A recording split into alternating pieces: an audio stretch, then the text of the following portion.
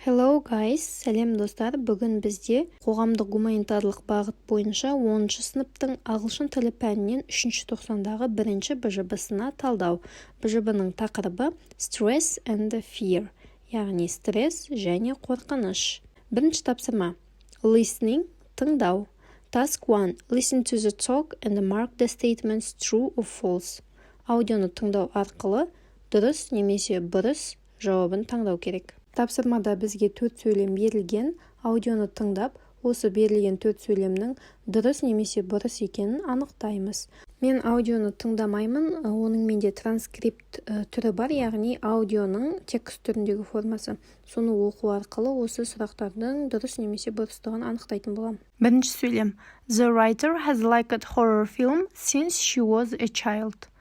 Автор кішкентай кезінен қорқынышты фильмдерді жақсы көреді дейді. Сөйлемнің дұрыс бұрыстығын тексеру үшін біз текстқа өтеміз. Текстта мына сөйлемге назар аударайық.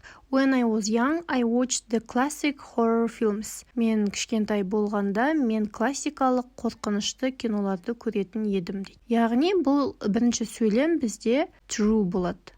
Автор шынымен де кішкентай кезінен қорқынышты фильмдерді ұнатады екен. Екінші сөйлем. She finds all horror films amusing rather than frightening. Бұл сөйлемде не дейді? Ол барлық қорқынышты фильмдерді қорқынышты емес, қызықты деп санайды дейді. Бұл сөйлемнің дұрыс бұрыстығын білу үшін текстқа өтеміз. Текстта мына сөйлемге назар аударайық. I think the scariest one for me is the birds.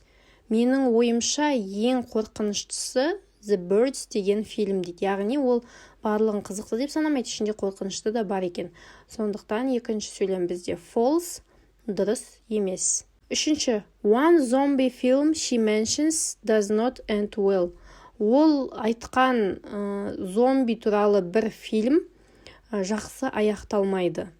Тексеру үшін мәтінге өтеміз. Мына сөйлемге назар аударайық. Мына фильмді айтып келеді. And it does not have a happy ending.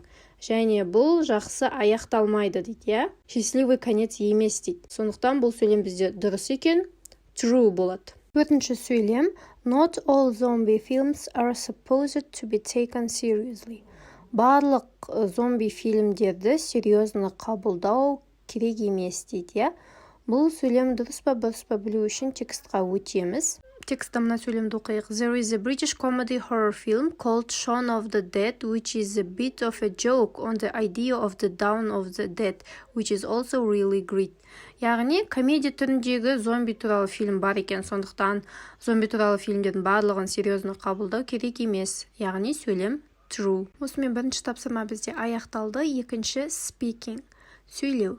Task 2. Speak about stress and fear for 2-3 minutes. Answer the questions. Екінші тапсырма бізде стресс және қорқыныш туралы сөйлеу керек, айту керек. 2-3 минут уақыт беріледі және осы сөз сөйлеу барысында мына сұрақтарға жауап беру керек. Бірінші. What is stress? Стресс дегеніміз не? 2. What types of symptoms of stress do you know? Стресстің симптомдарының қандай түрлерін білесіз? Are you easily agitated or annoyed? Сіз тез ренжисіз бе, тез толқисыз ба? Және өзіңіздің жауабыңызды дәлелдейтін мысалдар келтіруіңіз керек. Келесі төртінші. Do you get upset by unimportant or small things? Сіз кішкентай бір нәрсеге бола ашуланасыз ба? Бесінші. What phobic symptoms do you know? Фобиялық қандай симптомдарды білесіз? Баяндама барысында сіз мына сөздерді пайдалануыңыз керек. To be or to get stressed, to get rid of stress, to deal with stress, to have behavioral problems, to reduce your stress level, to have resistance to stress, to fight stress, to be caused by both good and bad experiences. Стресске түсу, стресстен құтылу, мінез құлықтағы проблемалар деген сияқты сөздер. Мен өзім жауаптарымды сіздерге ұсынамын. Stress is a feeling of emotional or physical tension. It can come from any event or thought that makes you feel frustrated, angry or nervous. Stress is your body's reaction to a challenge or a demand. In short bursts, stress can be positive, such as when it helps you avoid danger or meet a deadline. But when stress lasts for a long time, it may harm your health. Стресс бұл эмоционалды немесе физикалық қысымды сезіну. Ол сізді ашуландыратын, ренжітетін немесе қобалжытатын кез келген оқиғадан немесе ойдан туындауы мүмкін. Стресс бұл сіздің денеңіздің белгілі бір сынаққа немесе сұранысқа реакциясы. Қысқа уақытта стресс позитивті болуы мүмкін, яғни ол қатерден аулақ болуға немесе тапсырманы белгілі бір уақытта орындауға көмектеседі. Бірақ стресс ұзаққа созылса, сіздің денсаулығыңызға зиянын келтіреді. Екінші сұрақ бізде what types of symptoms of stress do you know? Я стресстің симптомдарының қандай түрлерін білесіз? Бірінші, physical symptoms of stress include, яғни физикалық симптомдар. Aches and pains, түрлі аурулар. Chest pain or feeling like your heart is racing. Кеуде тұстағы аурулар немесе жүрегің қатты соғуы. Exhaustion or trouble sleeping. Шаршау, қатты шаршау және дұрыс ұйықтамау. Headaches, dizziness or shaking. Бас ауруы, бас айналуы. High blood pressure, жоғары қан қысымы. Muscle tension or jaw clenching. Бұлшықеттердің қысымы және жақтың түйілуі. Стресс эмоционалды және менталды деңгейде қандай симптомдарға ие?